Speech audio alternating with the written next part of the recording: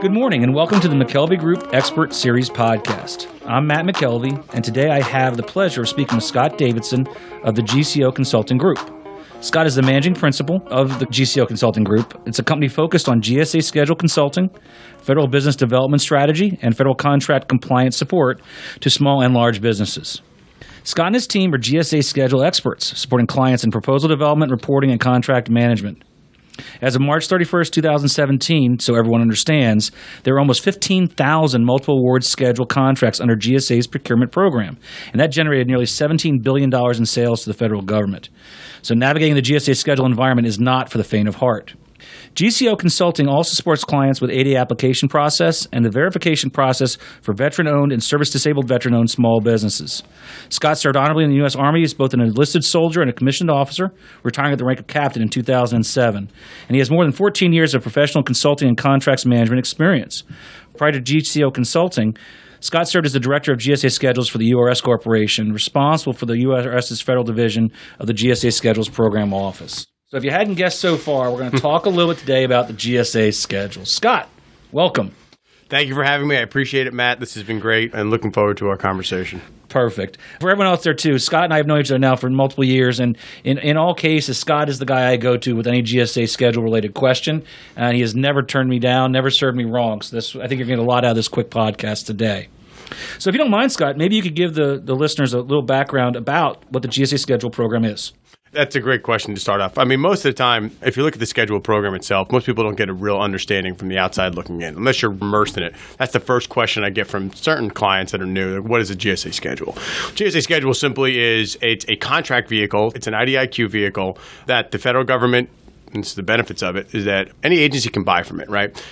Why it's important is that it provides streamlined acquisition ability for multiple agencies, for that matter, in order to buy anything really from it, right? So if we're talking, I believe the last time I saw it, several million products or services that are listed on the GSA schedule. So it's everything, if we're looking around this room right now, it's everything from the lights, the pens, the cups, services as far as, an audio engineer, things of that nature can be purchased off of the GSA schedule on behalf of vendors. And it's important because it solves a lot of the acquisition problems out there. A lot of times, especially in the GovCon world, you're going to always get the question, how do I get to you, right? That's the first thing someone says when they meet, and you're familiar with that. And everyone's like, and the next question out of their mouth is, are you on the GSA schedule? And the reason being is that it's simple in a sense that it allows for the government to buy from a vendor, whatever service or product that they're selling, what is supposed to be, which we'll talk about compliance in a second, equal to or better than the best commercial price they offer for that, which then equals, of course, what is fair and reasonable pricing to the federal government, which is the goal of the GSA schedule program. Now, if that's happening all the time, rainbows would be out every single day, everybody holding hands, singing Kumbaya would be great, but unfortunately, that's not the case, and I know we're going to dive in a little bit into some of those questions, but compliance is a very, very important part of the GSA schedule. A lot of people like to reap the benefit of the schedule, but they don't recognize the fact that there are significant compliance challenges, but that all can be mitigated. I mean, we kind of run the gamut with all that, but all these challenges can be mitigated, and we'll talk about it because in multiple OIG reports over the last couple of years, whether from 2017 and the one from September of 2016, all indicated that unfortunately, these problems are very wide. They're pre-existing, of course, and they touch the majority of contractors that hold schedules right now, and most of them don't even realize that they have these issues. It's interesting. I think, Scott, when we talk about compliance to the federal government, it does cover everything, right? Compliance is how the government contracting world works with the federal agencies.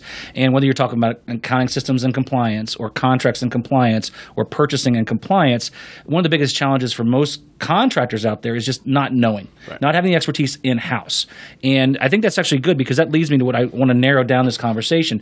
I joke, Scott could teach a semester-long course for full credit at a university on the GSA schedule. It's that large of an environment to deal with. But if we do narrow it down for this podcast to just talk about compliance, I'd like to kind of tee you up a little bit here for some questions I have further on. You mentioned the Office of Inspector General, or OIG. They issue a semi-annual report to Congress, and their last one came out in March of 2017. And in that one report alone, covering a 6-month period prior to March 31st, they issued 41 contract audit reports And of those 41 contract audit reports, 21 of the contractors did not even supply accurate, current, and complete information. 13 of the contractors overcharged GSA, or in other words, the federal government. 8 did not correctly accumulate or pay the industrial funding fee, which is how GSA recovers its cost for this service, and so on. And basically, in summary, this one report recommended for, again, 6-month period, $224 million in cost savings or realignment in just these 41 reports. Does this align with what you expect or have you seen in the past with compliance? So yeah, this is the issue, right? Because if you look at the even one previous one, the one that was issued in September of 2016, the numbers were the same and they were looking at different vendors. So the recognized revenue as far as in savings were actually, it was in the $200+ million range, right? So every sample they're pulling, they're finding the same thing. I mean, if I look at the numbers you just cited, it's around the same, right? Whether it's unqualified labor, whether it's, not providing what is the correct commercial sales practices format when they were supposed to, not understanding what the price reduction clause is, not having any system in place to monitor and track IFF correctly, which is actually one of the largest issues they have there. I think it's like in the 80-something% that most vendors don't even calculate it correctly. Right. This is a significant problem because here's why, right? So they looked at just 41 contractors, all right? Now think about there's 15,000 plus. They looked at 41. So the reality is that you're pulling a sample of over 50%. In some cases, in some of these categories, you're looking at 75, 80% where they failed. And that's just a small sample. Now, what is it overall? Here's the most interesting part. Since the OIG started looking at these reports, the numbers have never gone down. In fact, in most cases, either steady or they go up, depending on who they look at.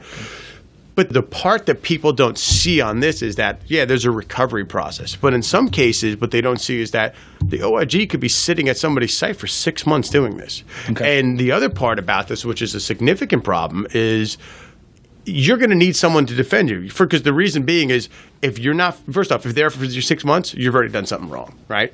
Because really successful ones that we've set customers up for and we've done the compliance homework on and gotten it ready, they're in and out. Maybe it's 2 weeks, and they issue the report. There wasn't any findings. Everything goes on its way. But I'm in the thick of it right now with 7 simultaneous OIG investigations for contractors, and in all 7 of them, these are going to go on. Some of them may go on for 18 months, right? And there will be findings, and they're significant. But the contractors come back and say, they go, we don't understand. We've been successful. We've been winning work. Everything's been fine. I go, but you are still responsible for all of these areas. And the questions comes up, right? We talk about, have you been checking, do you do resume mapping? Do you look at your qualified labor?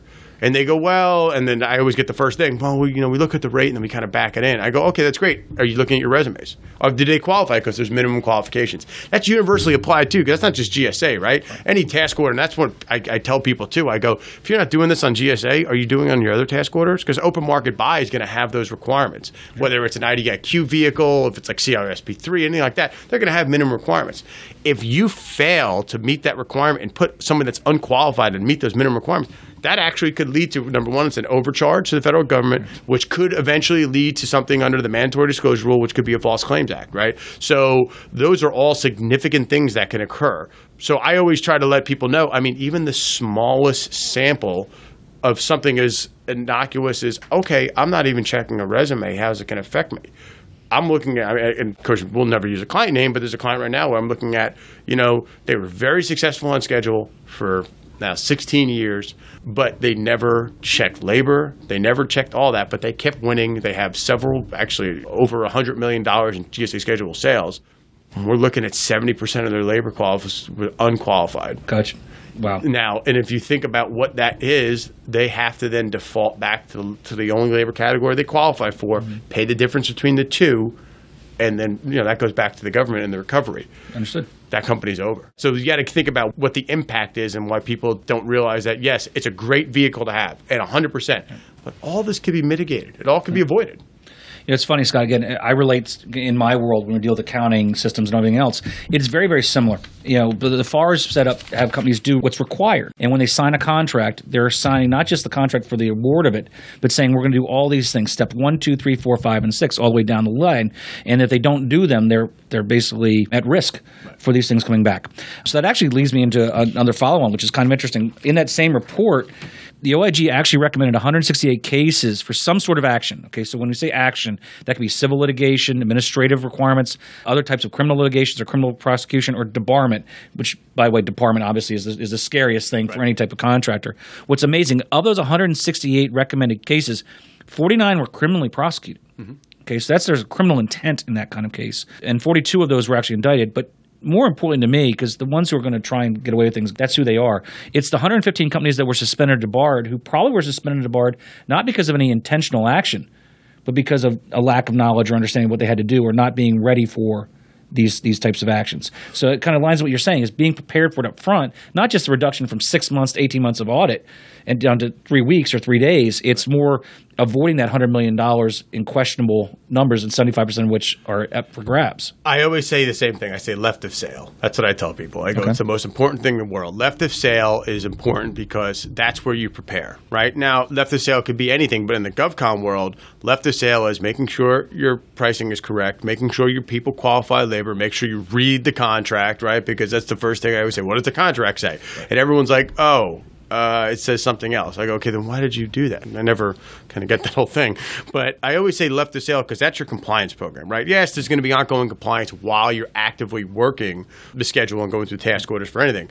But to set it up correctly in the small amount of resources and time that it takes to put it up front and build that compliance program will yield the benefits for years to come. And even looking at these numbers, let me tell you, this is the more interesting thing, right? I mean, those numbers don't change either, right? People don't realize you will be criminally prosecuted. And the worst part is, because that's when the Department of Justice comes in. They subpoena all your records. They're going to take your computers. They're going to do all those types of things that they're going to do. And they can ask for an incredible amount of data, right? An example I can just tell you right now is we have a case right now where they came in, they took the records, they subpoenaed them. They took 6 years worth of records down to the Post-it note of this company. 6 years. And then they wanted to was the tune of 6 years of emails of every conversation that took place in that company. It was like 2 terabytes worth. It had to be, absolutely. Yeah. And so if you think about, but they had to make sure that things were separate from what that looked like. But, that it's a major level of effort to even just address that. Now, again, one other thing just to touch before we go on, just so they're aware, a lot of times, though, this isn't, this is the OIG. This was just the OIG going ahead and doing their pre-award audits. Mm-hmm. One of the other things we're seeing that's just really becoming common is whistleblower. When I say whistleblower, I want to use that in 2 terms. Whistleblower is internal employee saying, hey, I know there's a problem. And this is, the recent case with CA Technologies that just had to pay a $45 million fine for this exact reason under the GSA schedule there was a whistleblower. It wasn't even an employee. It was an external vendor from Israel who actually did work with them one time and then filed the KTAM lawsuit against them because they knew he charged lower to them. And it turned out to be a $45 million settlement to CA Technologies. Now, that's something that's in the news and people can see it, but it clearly was, there is, I always like to say, there's threat from inside and out. Now, can you always be prepared for everything? No. But you can be as prepared as possible. If it's internal and it's a whistleblower, if there's merit to it, you got other problems you're dealing with, right? Because there was clear, that shows intent in some cases. And if it was no merit, you still have to defend it. But it's just some things you have to think about is that someone can go, and we've seen it where competitors will go and report their client, their competitors go right to the GSA OIG website. It's an anonymous IP blocked site, and you can file a complaint. And the OIG has to follow up on that. They cannot not investigate whatever the claim is. I was not aware of that. That's interesting. And you're right. Competition could be the piece of it as well, not just a whistleblower or internal. Interesting. It's funny. Again, compliance always gets me going on these conversations. I think of things like payroll for companies, right? You have to have someone running payroll. So with the GSA schedule, you have to have someone that's managing this process internally, both from a proposal standpoint and then from actual contract performance. You have contracts personnel in companies, but I don't often see, especially in mid-sized and smaller companies, people who are dedicated or experienced with GSA schedule contracts management. And kind of what I look at when I talk to a client about doing their payroll, we recommend that, we can manage the payroll for you, but we really want to bring a payroll company in who does nothing but payroll because they know everything about payroll. They know everything about the various states, the reporting, the compliance issues. Is that how GCO Consulting approaches it with their clients generally? Is it that we can be the outside experts that will work with your contract staff to make sure that you know what you have to be compliant in and do testing? It's a very leading question, but is that what you're about? we approach it multiple ways, right? It's all client-driven. It's in a sense, it's somewhat a la carte. So when we look at it, it's really what the client requirements are. If the OIG's there, and it's too late, right? I mean, we're at the point where it's a much different exercise now that we're now with legal counsel, we're brought under privilege, we're doing an audit, we're making sure that we're protecting the client. That's a different thing. But prior to that, let's say none of that's happening. A lot of times companies will just want us to outsource, right? So anything in GSA compliance-wise, there are a lot of companies that say, here, take it. Work with us, of course, and work this issue out, but this is what I want you, do. Work with our people, et cetera. The other side of it is the training, right? Train the trainer. So we go inside and we say, you're the contracts manager here, but it's a little bit of a different animal, right? And we have a very specific series of questions we ask when we first come in for our entrance interview, and we usually get the deer in headlights look, unfortunately. And that's Fortune 500 down. That's an unfortunate part of what it is. And we see that all the time. When we get that deer in headlights, I'm saying, okay, you didn't have to make a decision. We're going to give you two choices here. We can train your people, but I would recommend while we're training it, we're getting you into compliance at the same time, right? Because we have to do things in parallel because you just don't know when that knock's going to come, right? That could be any day. And now GSA has changed some rules. So there is a couple, I just want to bring this up because it's interesting. If you do more than $150K in sales on the schedule a year, you will get an annual visit, right? Somebody called an IOA. Now, here is where it's kind of interesting. Now, IOAs are very hardworking people, but they just have too much of a caseload. And then I'm going to say that, this is my opinion, just in general. There's about 50 IOAs in the entire country trying to run. 10,000. Yeah. So if you think about what that workload looks like, it's nearly impossible. With that in mind, they miss a lot of things. And what happens is, and they've actually changed it, it gives a terrible false sense of security to the contractors. I have a contractor now that is unfortunately under OIG subpoena, and it's going to be a very, very expensive process for them. And they're going, unfortunately, we'll settle, but there's going to be things there. But they said to me, they go, I don't understand. I go, GSA's been here every year for the last X years, and they said, I'm excellent. I've done a great job.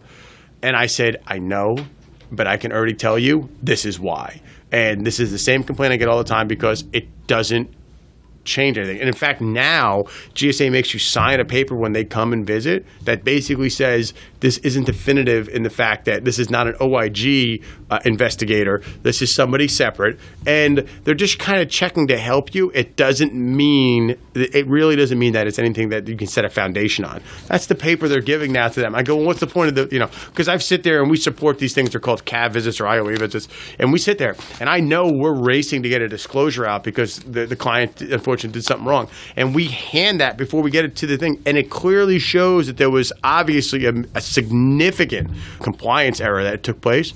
Looks at it. Oh, that's great. You guys did a good job. Have a good day. And I'm like, okay, that's great.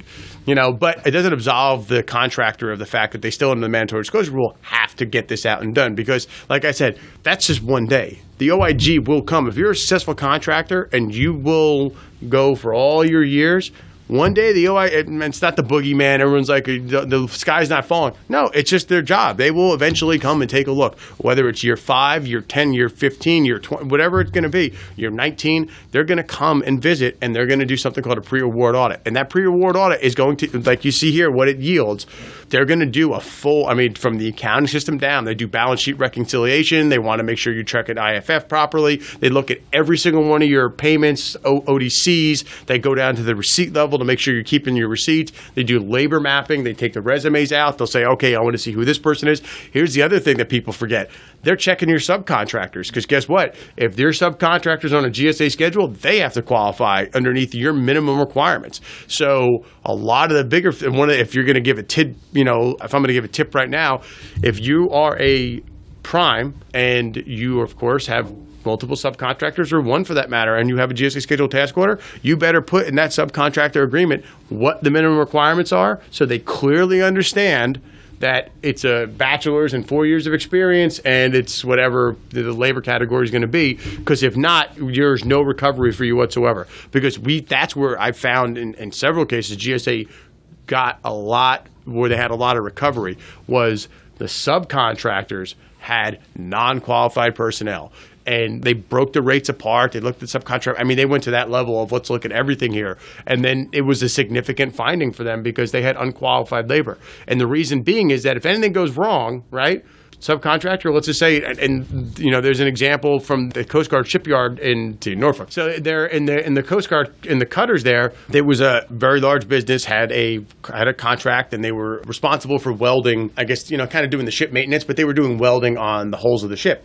And the program manager hired his son to be an engineering technician, is what they called it. Engineering technician required a bachelor's degree and 8 years of experience. The kid worked at Subway for a year after he graduated high school. And he was right on there the next day. Fell asleep while they were welding. It burned down half the ship. And that was the end. The first thing the OIG came, of course, right away and said, I want to see his resume and who it is. And they said, let's see the contract. And the fines were incredible for that company. Insurance, I mean, because it was negligence, insurance didn't want to cover it. It actually came out because it was pure negligence because they had unqualified labor. And the insurance company's like, no, you knew your requirements. And they fought them on it. And the company lost because the reality was that they went out of the way. They knew the requirements and they had someone that was not qualified in order to do it. So what I'm saying is your protection is gone, especially in a subcontract relationship. Who's checking their subs? You're trying to get the work done. Big IDIQ sometimes getting it through. People got to be careful. And if you don't have anything in there that says you got to meet that requirement, you have no legal basis to go back and say to them, you should have known better. It falls on the contractor as a prime. I got to tell you, Scott, I think in this conversation today, and I think for the listeners too, what's important is we use real-world examples with our clients. And we do that at McKelvey Group all the time as well, because real-world examples speak much more loudly than what a FAR clause says or a contract clause says, which can be waved off very easily by anybody, especially those that don't know as well. So I think what I'd love to do is we're going to wrap this up in a second. I guess if people do have questions, you know, you're definitely a resource we can put out there. How do they best reach out to GCO Consulting for, again, trying to get to the left of the contract? I like that terminology. And to get, or left of the sale, and trying to get ahead of these things, because I know from my own experience, again, in accounting, purchasing, everything else, if you plan up front to operate the way you should be operating, it's infinitely less expensive, less time consuming, and you can sleep better at night knowing that this is not going to be an issue, or even if it is an issue, it becomes a minor one, not a major one. So how do they reach out to you, Scott? Like I said, always go to the website, govconops.com. There's a contact form there, and somebody will reach out to you and respond in a very quick manner, or just give us a call, right? Number on the site, and reach out to us. Facebook, we're on there too, at govconops.com. Same thing for Twitter, LinkedIn. Find me on LinkedIn if you want. We're pretty active on that, and we'll respond. If not me, somebody else will respond in a very quick manner. But the website's probably your first step. Kind of gives you more of a background. You kind of see where we are, capabilities, what we've done, who we work with, some of our partnerships, things of that nature. But that, would say, was be the first stop. Fantastic. I think that's great, Scott. So I really want to thank you for your time today. And for the listeners, I hope you've taken something out of this podcast. Again, it's funny. One of the biggest challenges I face when I teach classes, when I talk to people, whether they're an existing government contractor or a commercial client looking to enter in, it's they hear the good, but they're scared about or nervous about the bad. And I think the thing that I know, Scott, you preach and I preach as well, which is just become educated and become aware. And whether it's from GCO Consulting, whether it's coming from McKelvey Group or any other provider out there, your best bet is make sure you qualify the experts and then get something out of it. So I want to thank you again for joining the series. It's been great to have you. I'm sure we'll have you back again soon to talk about parts 7 through 10 million of GSA Schedule contracting out there, which, just to wrap up, is one of the greatest ways to do business with the government. It is a fantastic streamlined approach. So realize that it is something you should consider as a company. Don't walk away from it because of the fear. Make sure you just know what the pros and cons are. Right. So the one thing, I wanted to just add one last thing about that. GSA is actively pursuing multiple ways to broaden its acquisition base, right? Now, if you look at all the major contract vehicles out there, you're looking at Alliant, you're looking at VETS 2, you're looking at 8A 2-star, you're looking at Oasis, you're looking at the schedule program.